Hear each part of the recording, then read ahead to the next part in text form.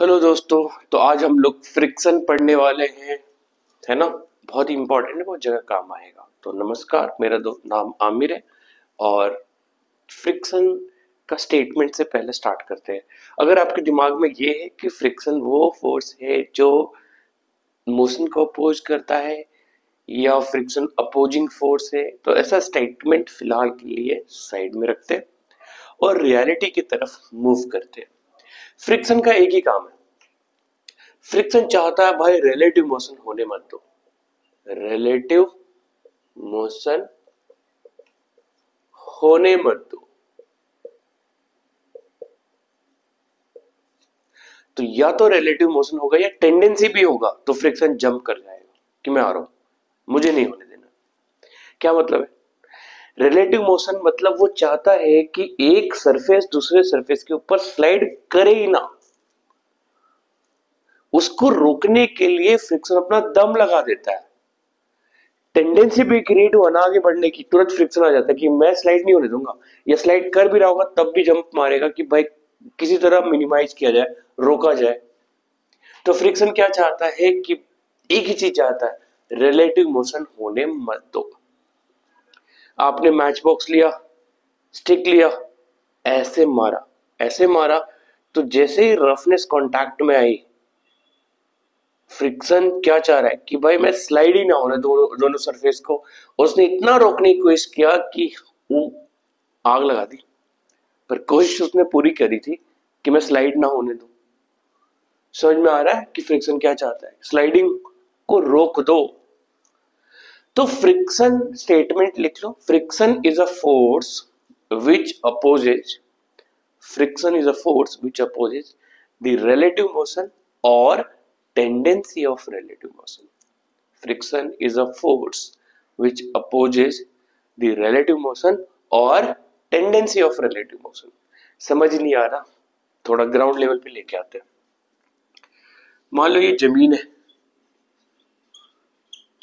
Ground है, ये block है,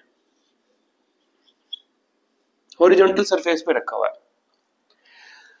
तो अगर रिलेटिव मोशन है या उसकी टेंडेंसी भी है कि आगे बढ़ने की टेंडेंसी है, तो फ्रिक्शन आएगा और तब अपोज करेगा, स्लाइड होने से रोकेगा। दो तरीके से रोका जा सकता है। एक हाथ ऐसे रखा, अगर मैं पहला को बढ़ाने चाहूं तो फ्रिक्शन क्या चाहता है, ना बढ़े। तो अगर इसको रोक दे, बढ़ने ही ना दे, तो इन दोनों के बीच में रिलेटिव मोशन जीरो, फ्रिक्शन यही चाहता है। दूसरा चाहता है कि भाई तुम साथ लेके चल लो, मुझे कोई प्रॉब्लम नहीं है, पर स्लाइडिंग मत करो ना। फ्रिक्शन यही चाहता है, स्लाइड मत करो। सही बात है। जब आप आगे बढ़ते हो तो लास्ट मोमेंट पे अपने जूते को पीछे ढकेल रहे होते हो ताकि आपको अर्थ से वो सपोर्ट मिले जिससे आप आगे बढ़ोगे। मानी कि आपका जूता पीछे जाने की कोशिश कर रहा है, फ्रिक्शन ये चाहता है कि भाई जूते को पीछे जाने मत दो। अगर जाने दिया तो अर्थ और जूते के बीच स्लाइडिंग हो जाएगी, वो नहीं करने देना, और इसी के हेल्प से आप आगे बढ़ पाते हो। यस और नो? Of course. आपने ये मार्कर उठाया, मान लो ये हैवी है, ये नीचे गिरने की कोशिश कर रहा, आपकी उंगलियों ने टाइट पकड़ रखा है ताकि फ्रिक्शन ऊपर लगे। और फ्रिक्शन क्या चाहता है, इन दोनों के बीच स्लाइडिंग मत होने दो ना। क्या गलत है? फ्रिक्शन सही चीज है भाई। ओके, तो यहां पे आते हैं, क्या हो रहा होगा। ये ग्राउंड पे रखा, हॉरिजॉन्टल ग्राउंड पे रखा है, हॉरिजॉन्टल लेवल ऑफ ग्राउंड पे रखा हुआ है। बताओ, ग्राउंड और इसके बीच में कहीं जाने की टेंडेंसी है इस ब्लॉक का? अभी तक फोर्स हमने नहीं लगाया, अपने आप कहीं जाने की टेंडेंसी है? नहीं। क्या इधर जाने की टेंडेंसी है? नहीं। क्या इधर जाने की टेंडेंसी है? नहीं। तो यहाँ पे ना रिलेटिव मोशन है ना रिलेटिव मोशन के चांस है। क्यों? मैंने कोई फोर्स ही नहीं लगाया, ये अपने आप थोड़ी चलेगा। आपके घर पे रखा हुआ टेबल अपने आप थोड़ी चलने लगता है, हॉरिजॉन्टल ग्राउंड पे रखा है ना। तो देयर इज नो टेंडेंसी। तो फ्रिक्शन बोलेगा भाई टेंडेंसी है नहीं तो मेरा क्या काम। वाह, है ना। फ्रिक्शन कहता है भाई तुम रिलेटिव सरफेस पे रिलेटिव मोशन डेवलप तो करो, ये टेंडेंसी तो रखो, मैं बचा लूंगा, मैं आ जाऊंगा। यहां पे नहीं है। ओके, अगर मैं यहां पे एक्सटर्नल फोर्स लगा देता हूं, बोलता हूं खींच भाई, खींच भाई से तो जमीन को तो आप खींच नहीं पाओगे ना, तो ये बॉडी चलने को तैयार है। अगर आपने सफिशिएंट ताकत लगा दी तो ये बॉडी चलने को तैयार है, चल जाएगी। मतलब अगर सफिशिएंट नहीं भी हुआ तो बॉडी में टेंडेंसी तो आ ही गया है, इन दोनों के बीच में रिलेटिव मोशन होने को तैयार है। फ्रिक्शन बोलेगा भाई नहीं नहीं नहीं नहीं नहीं नहीं नहीं नहीं, नहीं। ऐसा मत करो, थोड़ा मैं अलग से ड्रॉ कर रहा हूं उसको। ये ग्राउंड है और ये ब्लॉक है, आपने फोर्स यहां लगाया हुआ है एफ एक्सटर्नल, इसी डायग्राम को इधर बनाया है और थोड़ा सा विजुअलाइज करने के लिए ऊपर ड्रॉ किया है, हवा में नहीं है, विजुअलाइज करने के लिए। एक्सटर्नल लगाया, अगर खींच दिया ज्यादा ताकत से तो भाई जमीन के ऊपर स्लाइड करने लगेगा, नहीं तो टेंडेंसी तो आ ही गई है। फ्रिक्शन बोलेगा no no no no no, मैं हूं ना। फ्रिक्शन ये चाहता है कि भाई जमीन के ऊपर ब्लॉक स्लाइड ना करे, चाहे जान दे दूं मैं। दो चांसेस है स्लाइड नहीं होने का, सोच भाई कहां दो चांसेस है। ये जमीन है, ये ब्लॉक है, मैं ब्लॉक को बढ़ने ही ना दूं, मैं जमीन हूं, मैं ब्लॉक को बढ़ने ही ना दूं, तो रिलेटिव मोशन नहीं हुआ। फ्रिक्शन यही चाहता था, ग्राउंड से करवा लिया। दूसरा क्या चाहता है कि ये ब्लॉक, ऊपर वाला ब्लॉक इतना मजबूती से पकड़े और सामने ताकत तो लग ही रही है आगे बढ़ाने के लिए, कि मैं जमीन को ही आगे बढ़ा दूं, तब भी दोनों के बीच स्लाइडिंग नहीं हुआ। फ्रिक्शन नहीं चाहता, तो वो क्या चाह रहा है, ग्राउंड की हेल्प से फ्रिक्शन बोल रहा है भाई तू मेरे को इधर लगा ले, चांसेस है ये रुक जाएगा। ब्लॉक के हेल्प से ये ग्राउंड को बोल रहा है भाई तू इधर लगा ले, हो सकता है जमीन तुम्हारे साथ चल दे। जमीन के साथ चलने से फ्रिक्शन को प्रॉब्लम नहीं है, फ्रिक्शन चाहता है दोनों स्लाइड ना करे बस। समझ में आया?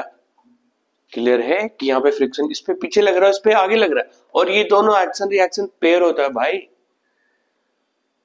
न्यूटन साहब ने थर्ड लॉ में तो यही बोला था, कोई फोर्स अकेले एग्जिस्ट नहीं करता, पेयर में करता है, और वो दोनों एक्शन रिएक्शन होता है, दोनों डिफरेंट बॉडी पे सेम नेचर है, सेम जो बोलते हैं ना इक्वल एंड ऑपोजिट।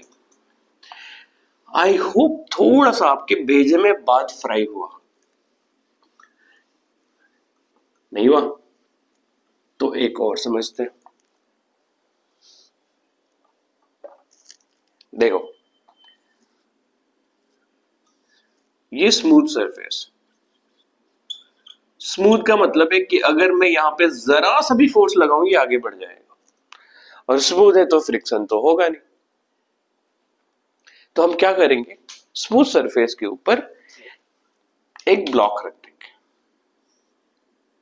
ये M1 मान लेता हूं, ये M2 मान लेता हूं, और ये सरफेस रफ है, रफ। ये फोर्स लगाया, स्मूथ सरफेस है, फ्रिक्शन नहीं, स्मूथ सरफेस है, फ्रिक्शन है ही नहीं, बोलेगा फ्रिक्शन जाओ ऐश करो।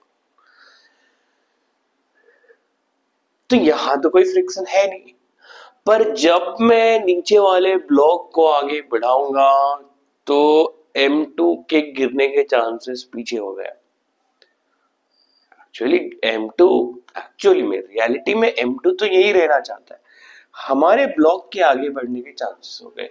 एक ही बात है, इनर्शियल फ्रेम या नॉन इनर्शियल फ्रेम से देखे, ये सब बात कर चुके स्यूडो में।